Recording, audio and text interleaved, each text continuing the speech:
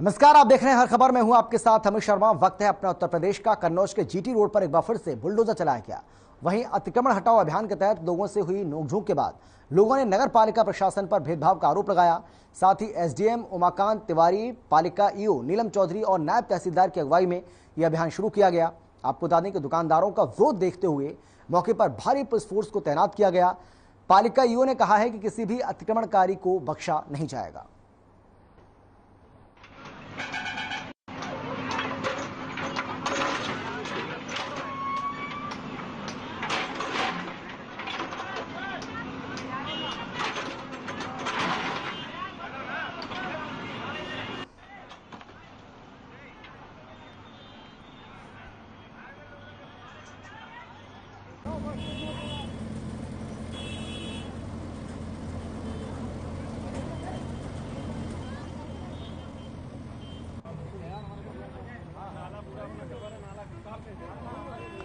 तो कन्नौज की तस्वीर आपको हम दिखा रहे हैं जहां पर बुलडोजर चला है। अतिक्रमण पर यह बुलडोजर चलाया गया है और खुद जो प्रशासनिक अधिकारी हैं वो मौके पर मौजूद रहे और उन्हीं की निगरानी में, उन्हीं की देखरेख में ये बुलडोजर यहां पर चला। हालांकि दुकानदारों ने इस बात का विरोध किया है, इस बात का विरोध उन्होंने दर्ज कराया इस पर।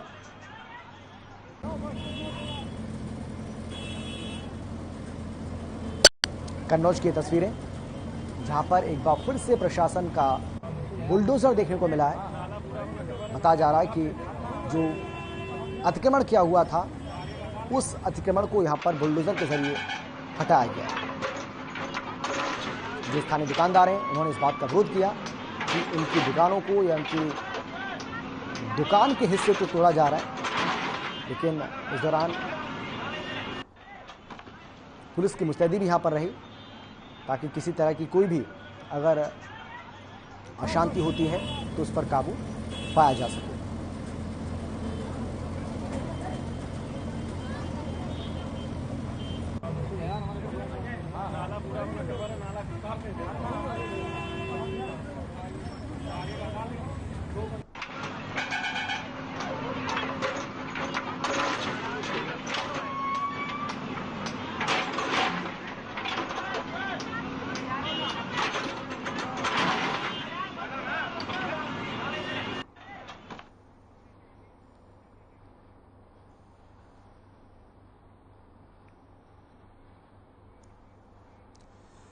और एक बड़ी जानकारी आपको हम दे दें जो कि हमीरपुर से आ रही है। हमीरपुर से बड़ी खबर आपको बता रहे हैं। दबंगों ने यहां एक युवक से मारपीट की है। मुकदमा वापस न लेने पर यह मारपीट की गई है। युवक पर जमकर लात घूंसे बरसाए गए हैं। मारपीट में महिलाएं भी शामिल रही और पूरी घटना का सीसीटीवी फुटेज भी सामने आया है।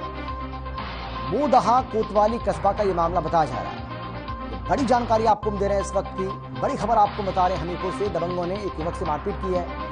मुकदमा वापस न लेने पर यह मारपीट दबंगों की ओर से की गई है। युवक पर बताया जा रहा है कि जमकर लात घूंसे बरसाए गए। मारपीट में कुछ महिलाएं भी शामिल रही हैं। हालांकि इस पूरी घटना का वीडियो सामने आ चुका है क्योंकि यहां लगे सीसीटीवी कैमरे में ये तस्वीरें कैद हो गई, जिसकी तस्वीर अब आपको हम दिखा रहे हैं। ये तस्वीर आप देख रहे हैं कोतवाली मोदहा का ये मामला, जनपद हमीरपुर, जहां दबंगों ने एक युवक के साथ मारपीट की है, जिसमें बताया जा रहा है कि मुकदमा वापस ना लेने पर यह मारपीट इस युवक के साथ की गई, जिसमें कुछ महिलाएं भी शामिल रही हैं जो तस्वीरों में यहां दिखाई भी पड़ रही हैं।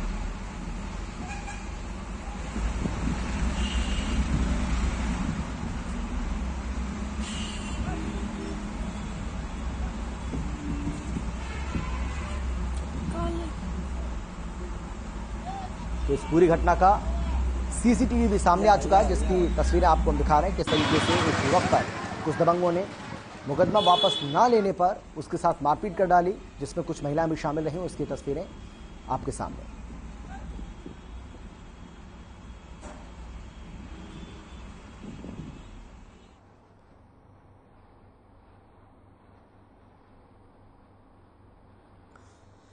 एक और बड़ी जानकारी आपको दे दें जो कि लखनऊ से आ रही है। लखनऊ से इस वक्त की बड़ी खबर आपको बता रहे हैं। नखास मार्केट के ट्रांसफार्मर में आग लगी है। आग लगने से मार्केट में अफरा तफरी का माहौल बन गया।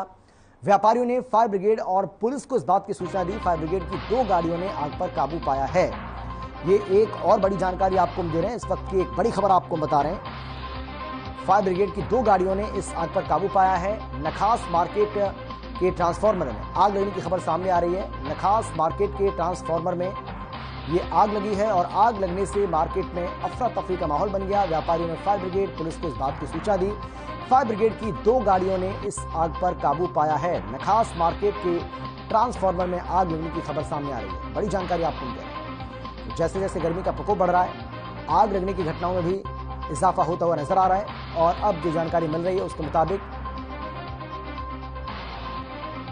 नखास मार्केट के ट्रांसफार्मर में अचानक से आग लग गई। नखास मार्केट के ट्रांसफार्मर में आग लगी और आग लगने से मार्केट में अफरा तफरी का माहौल बन गया। व्यापारियों ने फायर ब्रिगेड और पुलिस को इस बात की सूचना दी। इसके बाद फायर ब्रिगेड की 2 गाड़ियां मौके पर पहुंची और इस आग पर काबू पा लिया गया।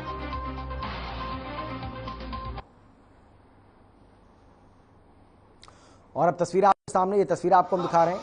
इस तरीके से धुएं पर जलता हुआ ये ट्रांसफार्मर, उसके बाद यहाँ अफरा तफरी का माहौल बन गया।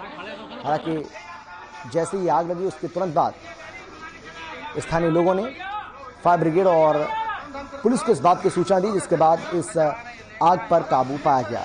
2 गाड़ियां मौके पर पहुंची फायर ब्रिगेड की, जिन्होंने इस आग पर काबू पाया। बताया जा रहा है कि ट्रांसफार्मर में ये अचानक से आग लगी थी, क्योंकि गर्मी लगातार बढ़ती जा रही है और हो सकता है शॉर्ट सर्किट हुआ हो और उसकी वजह से इस आग ने इस ट्रांसफार्मर को अपनी चपेट में ले लिया हो। धुएं का एक गुबार बताने के लिए काफी है कि किस तरीके से ट्रांसफार्मर में बुरी तरह से आग लगी और ट्रांसफार्मर पूरी तरह से जलकर राख हो चुका है।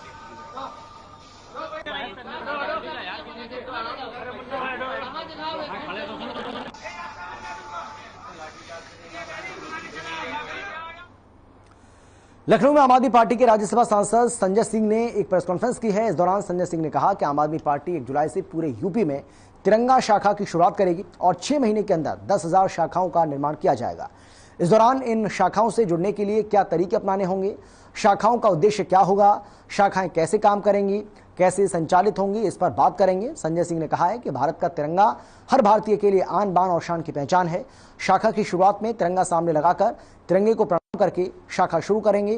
पहली शाखा में भारत के संविधान को लिखने वाले बाबा साहेब के बारे में चर्चा होगी।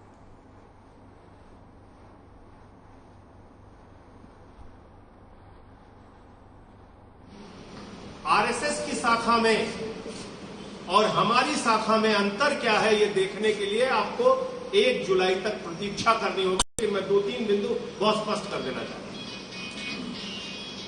हमारी शाखा में जाति धर्म का कोई भेद नहीं होगा। हमारी शाखा में कोई लिंग भेद भी नहीं होगा। महिला पुरुष का कोई भेद नहीं होगा।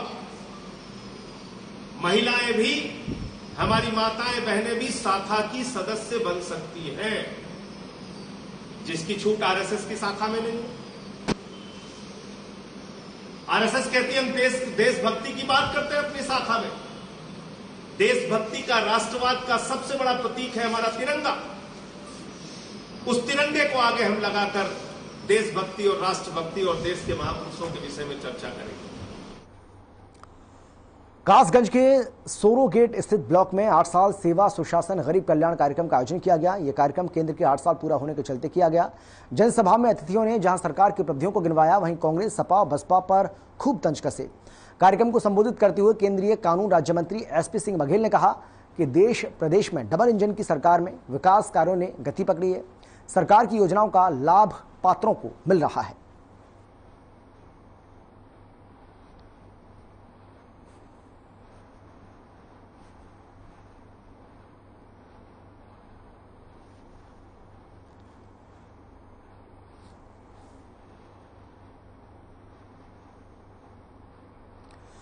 लखनऊ के अलीगंज स्थित आरएसएस कार्यालय को बम से उड़ाने की धमकी दी गई। आपको बता दें कि संघ से जुड़े डॉक्टर नीलकंठ मणि सुल्तानपुर में प्रोफेसर हैं, जिनके फोन पर व्हाट्सएप के जरिए अलग अलग भाषाओं में धमकी भरे मैसेज आए। लखनऊ के अलावा नवाबगंज और कर्नाटक के 4 स्थानों को बम से उड़ाने की धमकी दी गई। अलीगंज आरएसएस कार्यालय पर मौजूद राहुल ने बताया है कि सीधे तौर पर उनके पास किसी तरीके की धमकी नहीं आई। प्रोफेसर नीलकंठ के फोन पर मैसेज आया था, जिसके बाद पुलिस लगातार आना जाना यहां पर लगा हुआ था। पुलिसकर्मियों ने कहा है कि अगर कोई दिक्कत हो तो तुरंत फोन करके बताएं। डॉक्टर नीलकंठ के जरिए मुकदमा भी लखनऊ के मनावर थाने में दर्ज कराया। 5 जून को धमकी भरे मैसेज आए थे और इसके बाद कल मुकदमा दर्ज किया गया।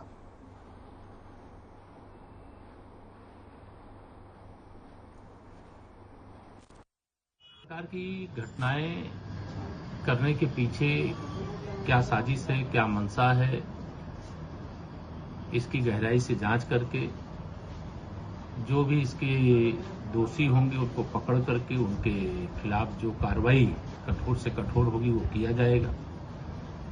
कोई भी कार्यालय, कोई भी प्रतिष्ठान, कोई भी स्थान को जो असुरक्षित करने की मानसिकता रखते हैं।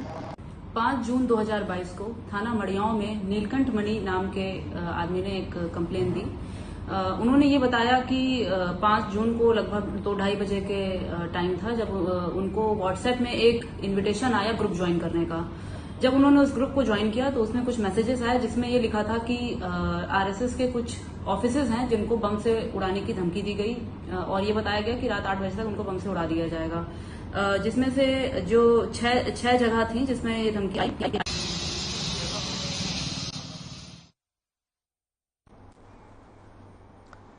एक ब्रेक के लिए हम रुक रहे हैं, फौरन लौट रहे हैं। आप देखते रहिए हर खबर।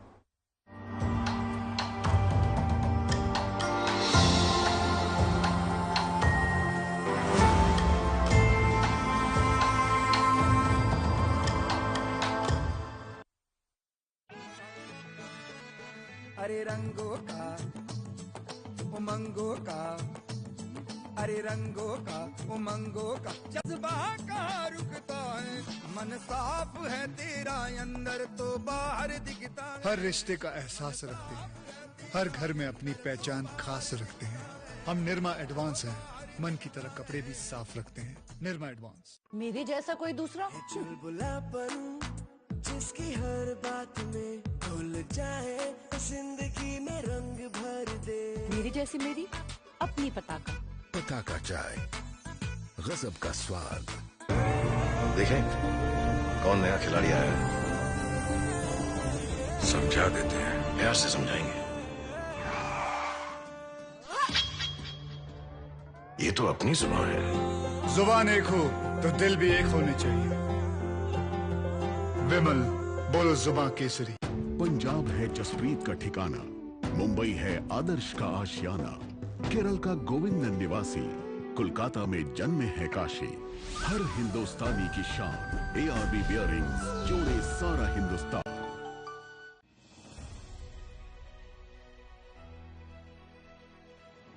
प्रधानमंत्री जी ने भारत को $5 ट्रिलियन इकोनॉमी बनाने का विशाल लक्ष्य रखा है और उसे साकार करने के लिए मुख्यमंत्री योगी जी ने उत्तर प्रदेश को $1 ट्रिलियन इकोनॉमी बनाने का लक्ष्य रखा है। तभी तो यूपी इन्वेस्टर्स समिट 2018 ले आया 4.68 लाख करोड़ के निवेश प्रस्ताव और उसके बाद उनको जमीन पर उतारा भी। ग्राउंड ब्रेकिंग सेरेमनी का पहला चरण ले आया 60,000 करोड़ के 81 प्रोजेक्ट्स। ग्राउंड ब्रेकिंग सेरेमनी का दूसरा चरण लाया 64,000 करोड़ के 250 से भी ज्यादा प्रोजेक्ट्स। अब तक 3 लाख करोड़ से अधिक के प्रोजेक्ट्स क्रियान्वित हो चुके हैं। आजादी के अमृत महोत्सव के वर्ष में माननीय प्रधानमंत्री जी के सेवा, सुशासन और गरीब कल्याण के 8 वर्ष पूरे होने पर देश के यशस्वी प्रधानमंत्री श्री नरेंद्र मोदी जी के कर कमलों द्वारा मुख्यमंत्री योगी आदित्यनाथ जी की गरिमामयी उपस्थिति में ग्राउंड ब्रेकिंग सेरेमनी के तीसरे चरण में उतर चुके हैं। उत्तर प्रदेश की धरती पर 80,224 करोड़ के 1400 प्रोजेक्ट्स।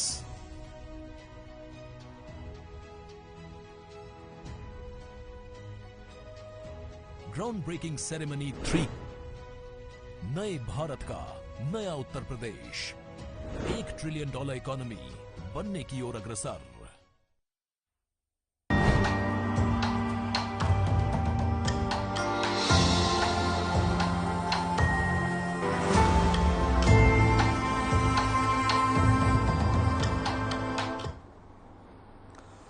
कानपुर में 3 जून को हिंसा करने वाले संदिग्ध उपद्रवियों का पहला पोस्टर जारी किया गया। इस पोस्टर में 40 आरोपियों को फोटो दिए गए। पुलिस के मुताबिक ये सभी शहर के नई सड़क इलाके में दंगा फैलाने के आरोपी हैं। पुलिस इस पोस्टर को सोशल मीडिया के जरिए वायरल कर इनकी गिरफ्तारी का प्रयास कर रही है। पुलिस ने कहा है कि इनकी सूचना देने वाले का नाम गुप्त रखा जाएगा और जल्द ही अन्य आरोपियों के भी इसी तरह के पोस्टर जारी किए जाएंगे। नई सड़क पर लगे सीसीटीवी फुटेज निकालकर हिंसा करने वालों की पहचान हुई और फिर उनके नाम पते की जानकारी के लिए पोस्टर में इनके फोटो जारी किए गए।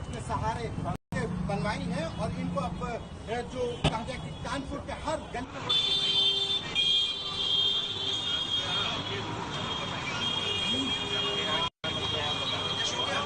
एकदम बढ़िया में पूरा आपके से लगी होगी।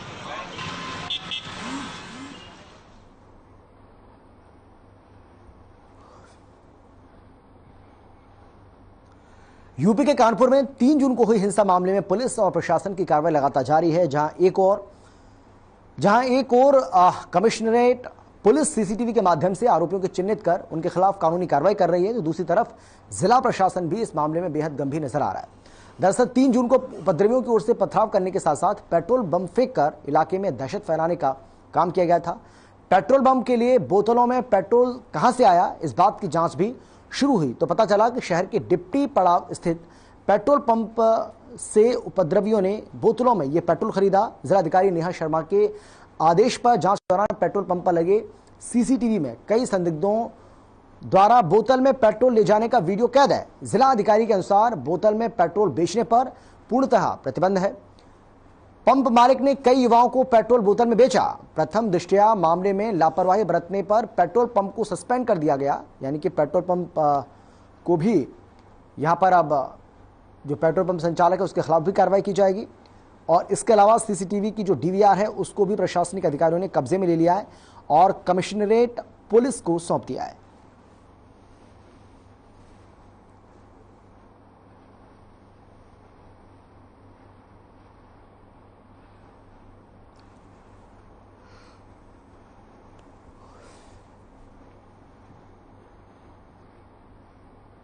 दे दिया गया है।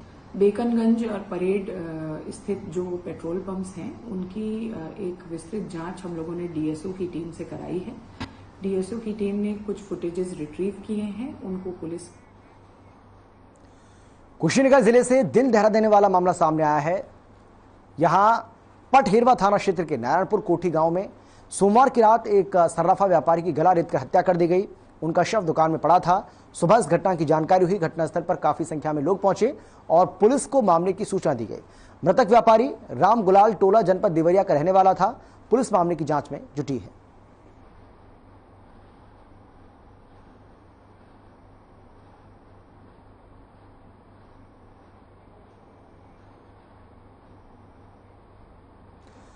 और अब खबर है बदायूं से, जहां जिला कारागार में कैदी की आत्महत्या से जुड़ा एक अजीबोगरीब मामला सामने आया है। मामले में जिला अस्पताल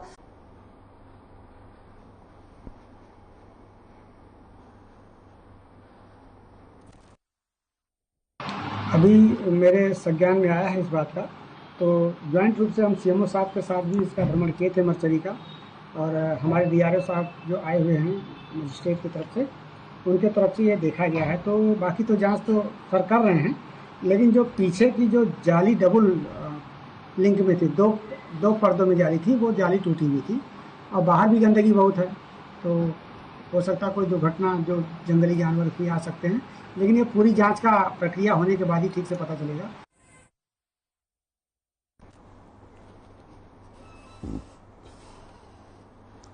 ग्रेटर नोएडा के इकोटेक वन थाना क्षेत्र स्थित लुक्सर जेल में बंद कैदी की संदिग्ध परिस्थितियों में मौत से जेल परिसर में हड़कंप मच गया। मृतक कैदी को नोएडा की फेज 2 थाना पुलिस ने चोरी के माल के साथ गिरफ्तार कर जेल भेजा था, जिसके बाद अब जेल में कैदी की संदिग्ध परिस्थितियों में मौत हो गई। पुलिस ने मृतक के शव को कब्जे में लेकर पोस्टमार्टम के लिए भेज दिया है और मामले की जांच में जुट गई है।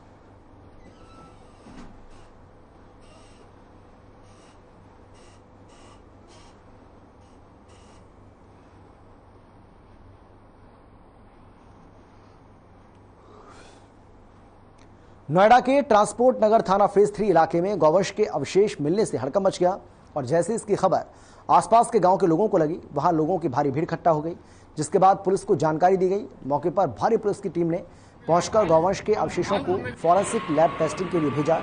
फिलहाल पुलिस जांच में जुटी है।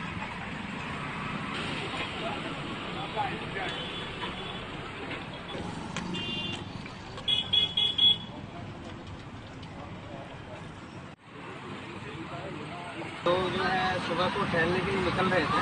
हाँ। तो वहीं पे आसपास जो लोग दुकान कर रहे हैं या छोटे दुकानदार जो है वो उन्होंने बताया कि यहाँ पे ना रात को जो है गाय जो है काटी गई है। तो हम लोग गए वहाँ पे, तो उसके कुछ अवशेष है गाय की, वो ऊपर है, बाकी जमीन के नीचे दबा हुआ था। तो हम लोगों ने थोड़ा सा वहाँ पे जो है फिर रोड पे गए, और रोड पे फिर पुलिस आई और उन्होंने बताया कि आप जो है एप्लीकेशन लिख के दो।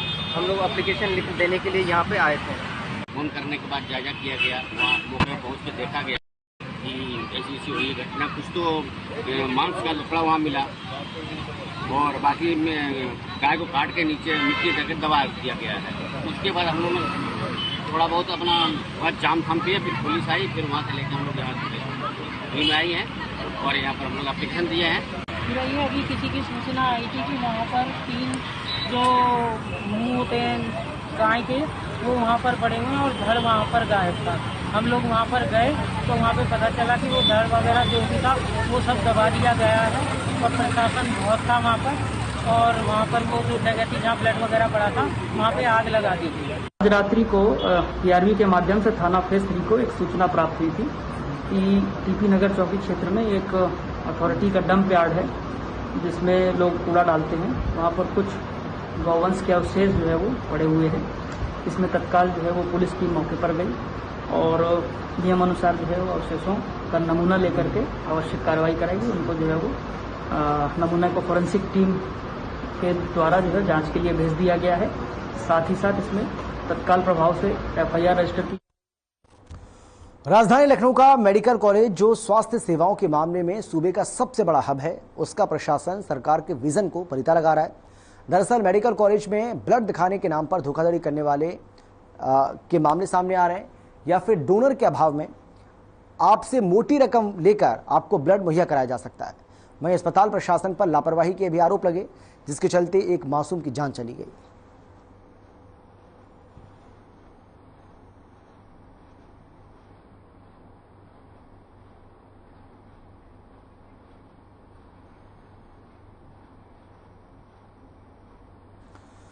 कन्नौज के गुसाईगंज कोतवाली में एक बाग में पिकनिक मना रहे 3 दोस्तों में एक संदिग्ध मौत का मामला सामने आया है। बताया जा रहा है कि एक बाग में 3 दोस्तों ने ताश के पत्ते खेलने के बाद शराब पी थी।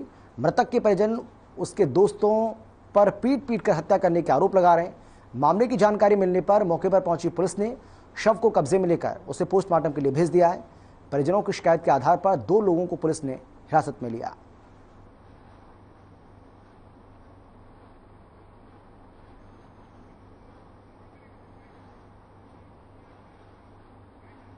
और फिलहाल इतना ही। छोटे से ब्रेक के बाद फौरन लौट रहे हैं। आप देखते रहिए हर खबर। नमस्कार।